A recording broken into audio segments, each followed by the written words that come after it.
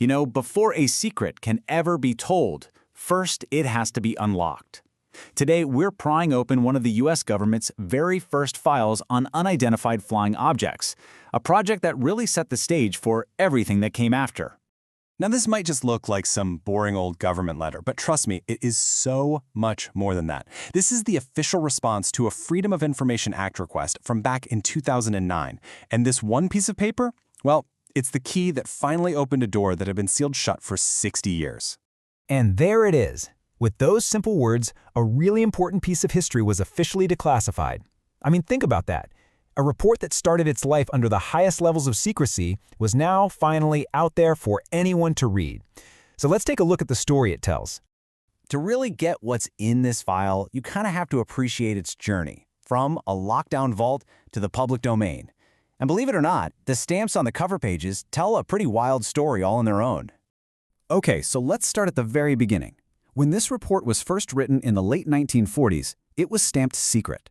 And let me tell you, that's not a word the government just throws around. It meant this stuff was considered a genuine national security concern. Now fast forward to the 1960s, and you can see the official stance starting to soften up a bit. The document got downgraded to confidential. This was really the first crack in that wall of secrecy, the very first step on its long road to getting out in the open. And then finally, we get to the last step. It's stamped U Unclassified with those magic words, distribution is unlimited. I mean, look at that. This whole journey of stamps, from secret all the way to U Unclassified, it tells a story all by itself about how the official attitude towards this whole topic changed over the decades. All right, so the file is unlocked. The big question is, what exactly was this super secret project the Air Force was cooking up way back in 1949? So, Project Sign. This was basically the U.S. government's first official swing at trying to figure out this totally bizarre new phenomenon of flying discs. It got started in January '48, and its whole mission was to throw some serious science and tech analysis at this flood of weird sightings that were coming in.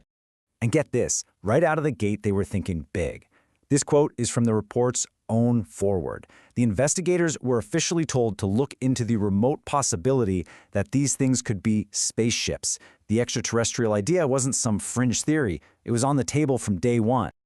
Okay, so they're open to the idea of spaceships. Cool. But after they sifted through all the credible sightings, what did the investigators actually find?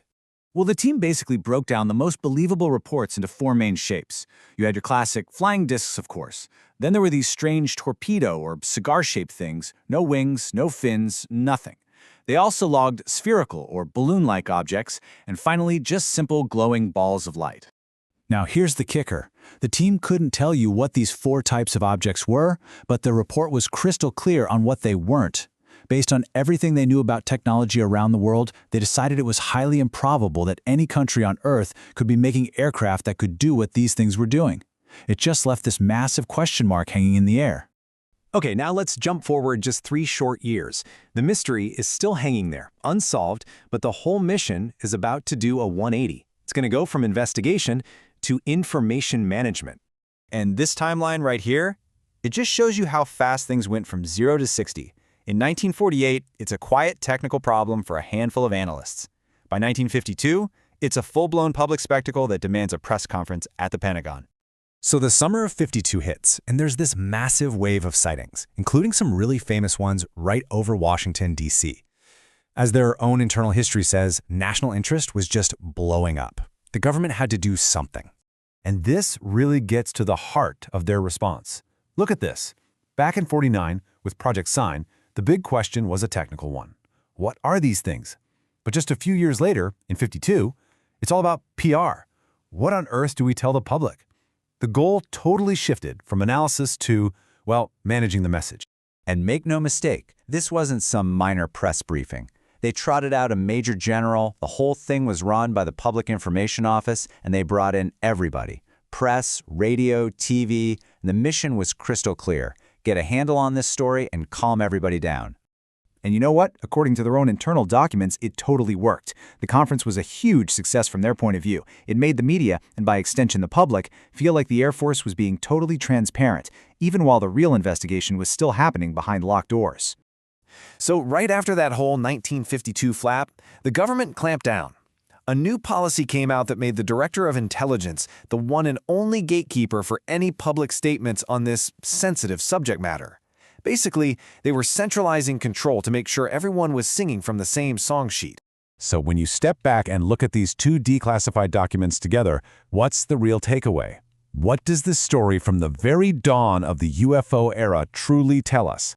I think the crucial takeaway is this. The government's relationship with this topic has always been two stories running at the same time.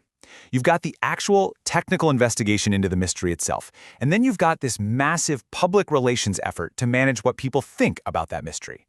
And what these files show, loud and clear, is that the PR problem quickly became just as big, maybe even bigger, than the scientific one.